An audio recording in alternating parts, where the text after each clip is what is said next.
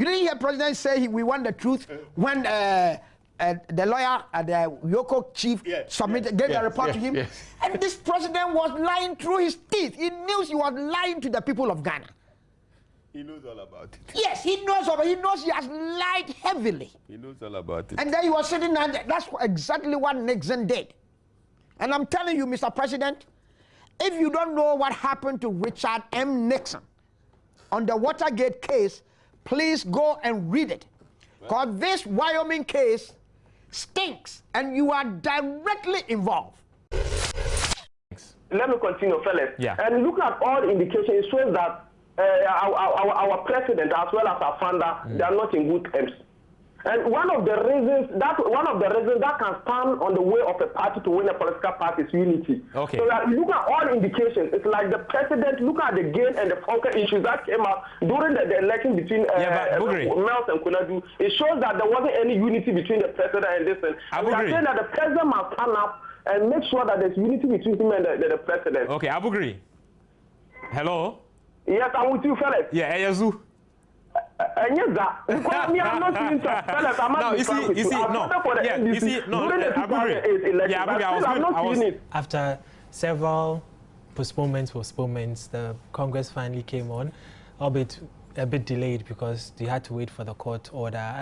How did it go for you? Did it go as expected? Yeah, I would start off by saying a very big good evening to your viewers out there, and want to thank our delegates who came to Sunyani to show love and commitment to the party, and who decided to show patience as well, whilst we were all waiting in Sunyani, whilst our lawyers were back home here in Accra, working hard to get the courts to overturn an injunction that was placed on the party. But it was a great relief to party supporters and delegates when the announcement was made that the courts in Accra have granted us or have given us a green light to go ahead with our Congress. Okay. And I think that excitement in the eyes or in the faces of delegates showed a sign of renewed commitment to the party and a willingness of everybody to want to see the party grow or rebuild itself into where it's really supposed to be. So it was a fun-filled day in Sunyani, seeing everybody, and when we finished the elections, those who won, the comments that were coming from delegates, urging them to go out there and work hard for the party, and inviting them to their regions and their constituencies come so they join them, do the work together. It was a fun day for the party in Sunyani. Okay, I think for you. Thank you very much, and let me say a very good evening to all our cherished viewers, most especially our committed and ever-willing PNC members at all levels. For me, I think what happened in Sunyani was an indication that the PNC is rising, and that in the coming election it is the party to beat. Regardless of all the difficulties that the party was beleaguered with, we still showed absolute commitment and resilience. I was at the Congress ground, not only as an observer, but also as a participant in the process. And you could realize that the endurance of the delegates, was unparalleled. And for me, it shows that come December this year, people are going to experience the shocker of their lives, in the sense that if you go around, before we went to Congress, a lot of visitations were made to the various constituencies. And at any rate, you would realize that these people actually have renewed their vigor to work for the PNC. They have some kind of, call it fresh enthusiasm, to make sure that the PNC maximizes its fortunes in the coming elections. And they aptly demonstrated that by showing that kind of fortitude at the Congress ground, even though we had to go through so many things. But for me, I think all in all, it was good. It is showing that the PNC, actually this year, like I said, is a party to beat. And for me, I think that we can only appreciate what they did and congratulate them once more. And to those who were able to win, I think the victory is one thing, and the challenge that it brings also is another. And I have no shadow of doubt in my mind that they shall adequately respond or answer to the challenge that has been posed to them by the delegates. And we shall all be available to help, support, and ensure that the PNC becomes that much cherished party that everybody is looking up to become the next alternative in Ghanaian politics. Okay. One interesting development from the Congress was the election of the flag bearer, a new face to politics altogether, Hassan Ayarga.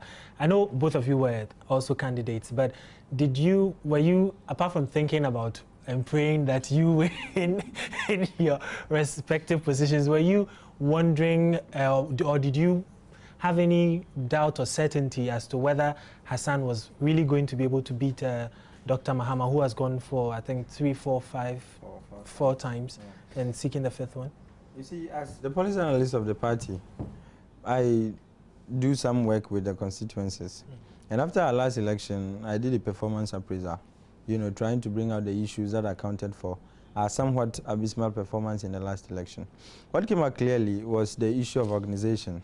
And a key ingredient of organization in the estimation of the PNC people is regular visits to constituencies to identify and to relate with them and to share ideas and to probably discover their problems and profile the right solutions to those problems.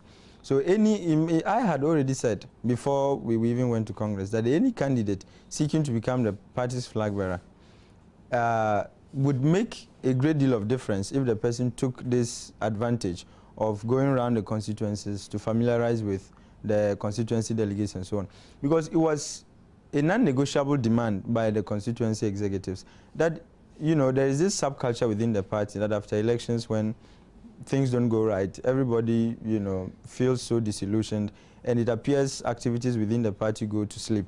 So anybody who was able to rekindle that spirit of enthusiasm in the party by way of going to the constituency certainly stood to make some difference. Ayarga exploited greatly that, you know, call it void, and he was able, for me, before I went to Congress, I had no doubts in mind that Hassan Ayarga was going to make, you know, some impact, because if you look at his work rate, we were crisscrossing the country. There were times we would enter a constituency, meeting him on his way out, and, you know, in others he would also meet us coming out and so on. So he had applied himself to the job, and for me, I had no shred of doubt in mind that he was going to actually give Dr. Edward Mahama a good run for his money. And when the results were announced, I was the least, you know, surprised. I saw it coming.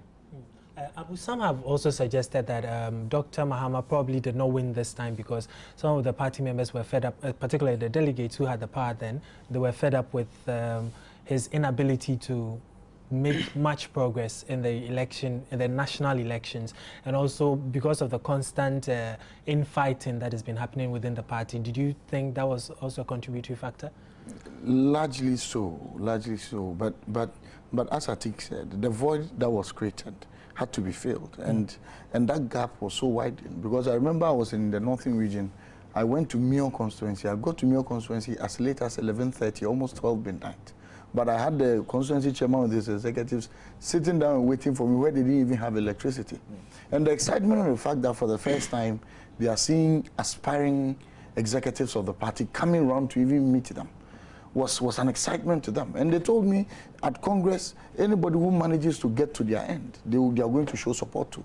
But one significant thing that day, which didn't surprise me with Ayarga's results, was that, on the Congress day, was that I realized the party had suddenly been overtaken by the young men and women, where you have the youth now so enthusiastic about the party activities. And it didn't come to me as a shock. So is it also then the case that the youth and the party also want to see the same energy transferred into the leadership of the party as well? Certainly. The youth, that day for the first time I saw the different PNC that had so many people, not just observers, who were delegates, which meant that they were ready to work for the party, they were ready to help the party. But you go to a constituency, then you have the entire leadership of the constituency being young men and women, not the elderly generation as we used to have. So it was a transfer of just energy from the youth to the top of the party to say, look, this is the time.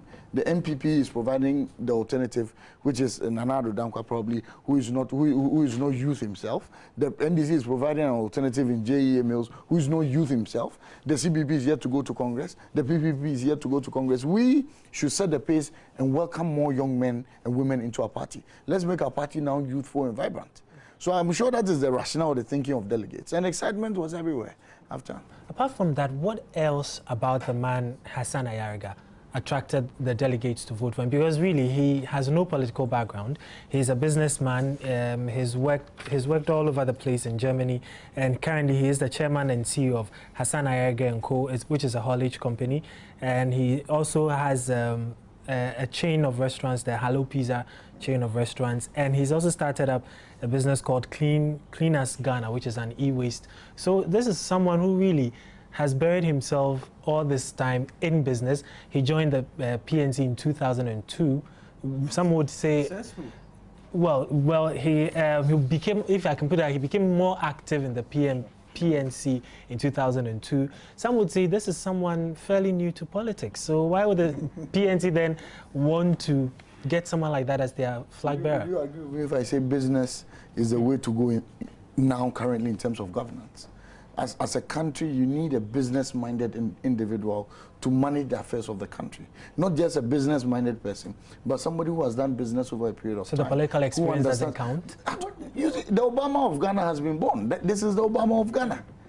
His motivation, when he goes out and he speaks to people, he's more convincing to people. He has his business. You see, now when you go around the world, most of the economies that are thriving are because you have presidents who have been in business for a very long time, a very long period of time. And for that matter, when they come into power, they run the country as if they are running their private business. And that allows the country to grow.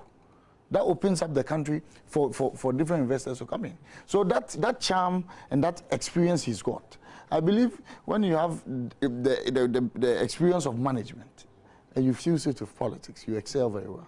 And that is what Ayerga has brought on board. No, you see, this idea of, I don't know how people measure political experience, and I don't know how the determination of political experience is made. Dr. Edward Mahama came into the limelight in 1996 with no clear political background. He just, from the medical school, he was teaching at Kolebu and practicing at the same time. From that background, he was turned into a politician, and a good one at that. So for me, I do not think that you necessarily have to spend so many years doing political activism to earn some kind of experience that will entitle you to become the president of this republic. Our own J.E. Mills, he was taken from the tax department to become the vice president of this republic. And he has since, gone ahead to even become the president of this country. So for me, I do not think that you need necessarily to go through every rank of the party to qualify to become the presidential candidate. Having said that, I think that is about time we had some, like Abu said, a business mind to the presidency. We've had, in quotes, some academics occupying the seat, and over the period, it has not really helped. We've had problems since 2001. People have complained, and rightly so, about their personal lives or living standards not being upped and so on. Atamils came as an alternative, and we are beginning to see even worse scenarios. So for me, I think it's about time we had somebody who would see Ghana as a corporation, of which he's a CEO. And if you are a CEO of an institution or a corporation, what it means is that you must always optimize your resources in order to maximize your profit. So he would look at Ghana as an entity that needs to, increase his profit. And so he would not run it the way Professor Tamils and those who came before him are going to run it. Like he said, a new phase in Ghanaian politics has been born. Ghanaians have been afforded an opportunity to experiment with another alternative, an alternative that will assure them quality life and good living. Mr. Ayerga has his vision for the party, which is put on his website, and he says, if I can quote part of it to you, he says, I'm calling for personal sacrifice, discipline and hard work, and we will make the PNC a very strong force. My vision is to make the PNC an attractive alternative force to take up the reins of governance in our beloved country. Do you share in this his vision for the PNC in particular?